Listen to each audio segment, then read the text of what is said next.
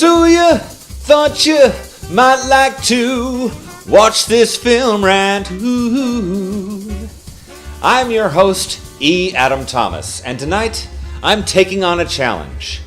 A film that is not only highly regarded by fans, but also by myself. It's going to be a colon-ripping pain in the ass to find something to rant about with tonight's film, but by gum, I'll give her my best shot. Released in 1982 and directed by Alan Parker, Pink Floyd's cinematic adaptation of The Wall is probably one of the most famous motion pictures based on a conceptual rock album ever made. Frankly, I'm not even sure where to begin in terms of summarizing the plot, but the film is basically about a rock star named Pink, played by Bob Geldof, who is rapidly descending into a chaos of madness brought on by incomprehensible fame, marital deterioration, and chemical excess. Loosely, Roger Waters based this epic musical concept on an amalgam of founding member Syd Barrett's descent into madness and his own personal anxiety of being popular and famous while actually still trying to be an artist and have some credibility. Let's face it, Pink Floyd was not a big, glamorous, hotel-smashing band. They were a group of gifted musicians who did their very best to keep their own faces out of the spotlight and let their music speak for them. They were pretty much the anti-Kiss. It is absolutely no oversight, therefore, that there is not so much as a brief cameo anywhere in the film by any member of the band. That was a completely intentional decision. They were not the stars. The fucking songs were. The message of the album and of the film seems largely to be that the moment you end up becoming an Elvis, a Lennon, or a Bieber, your life is doomed to be on a collision course with nearly catastrophic upheaval. It fucks with your ability to love, your ability to get a moment's peace, and even your ability to shit in a public toilet. In the universe of self-made gods, rock stars are probably the most tragically butt-fucked celebrities in all of creation because, unlike TV stars whose lines and characters are created by bald little nerds in an office in Los Angeles somewhere, many musicians are putting it all out there. Their thoughts, their feelings, their perversions, their triumphs and their failures, out on the table like a gigantic bowl of Skittles and M&Ms mixed together. Weird analogy? Maybe not. Who hasn't obtained a new release by their favorite artist only to find out that there's just as many fucking awful tracks on the album as there are amazing gems? Or at least tolerable tracks that don't sound like a vulture raping a chihuahua. The film itself is not perfect, admittedly. But compared to outright failures like The Who's shit-tastic film version of their otherwise glorious album Tommy, The Wall is a work of pure, unadulterated genius.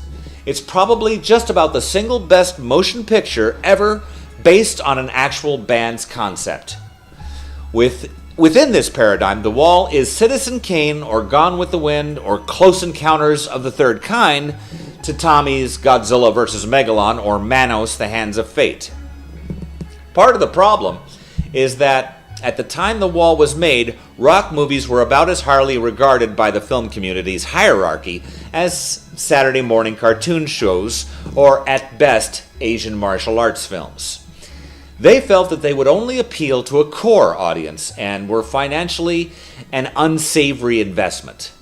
Never mind the fact that the early 80s, films like Tommy and Sgt. Pepper's Lonely Hearts Club Band had already proved that rock fans numbered in the millions and had more than a handful of brain cells to rub between them.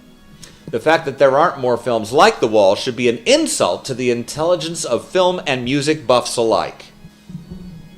The saddest part of this film has nothing to do with whether it's a good film or not. It's the fact that it tipped the scales into thermonuclear proportions regarding the internal tensions that already existed in what I consider to be one of the most talented and artistically salient bands of all time. Look, on the one hand, the Floyd had a lot more creative input into this film than, say, did the Beatles, the Monkees, the Who, or any other of a handful of other bands that got similar opportunities. Mostly, the studios, producers, and other Hollywood fucktards would decide in the long run that it was easier just to license the music from the record label, pay the bands a stipend, and keep them as far the fuck away from the soundstage as they possibly could. Roger, Dave, and director Alan Parker had numerous rows that on a few occasions nearly came to blows. When you have that many artistic individuals on a single project, guess what? The shit will inevitably hit the fucking fan. You know what you do though? Get some fucking bathroom cleanser, wipe the fucking thing down, and get back to it. Because if you keep working at it, eventually you may end up with a piece of fucking art. Did it tear them apart? Well, unfortunately, yes.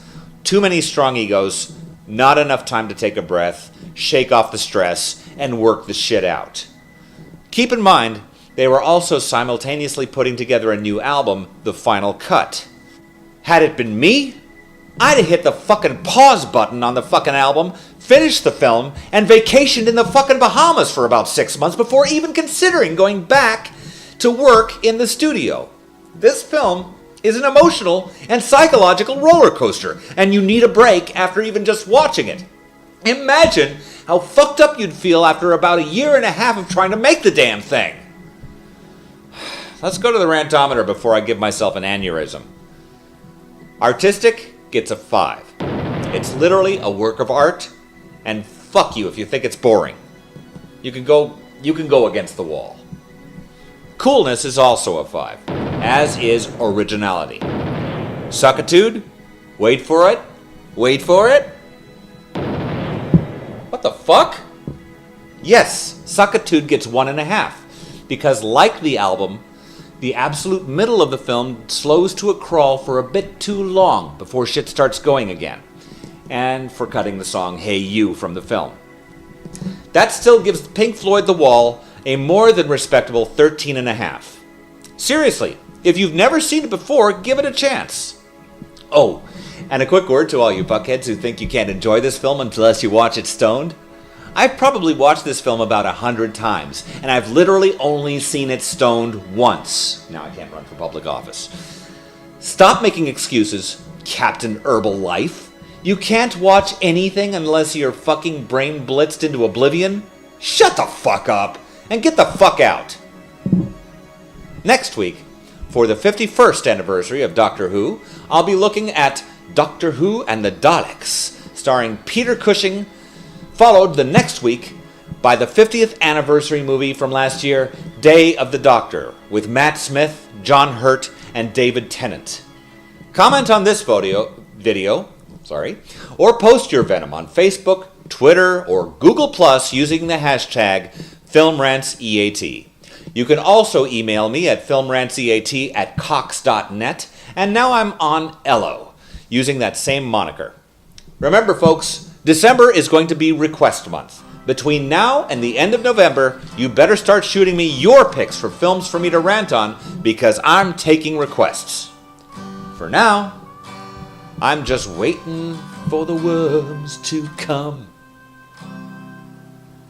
All alone or in twos, the ones who really love you walk up and down outside your wall. Some of them hand in hand, some gathered together in bands. The bleeding hearts and the artists make their stand, and when they've given you their all, some stagger and fall after all. It's not easy banging your heart against some mad bugger's wall.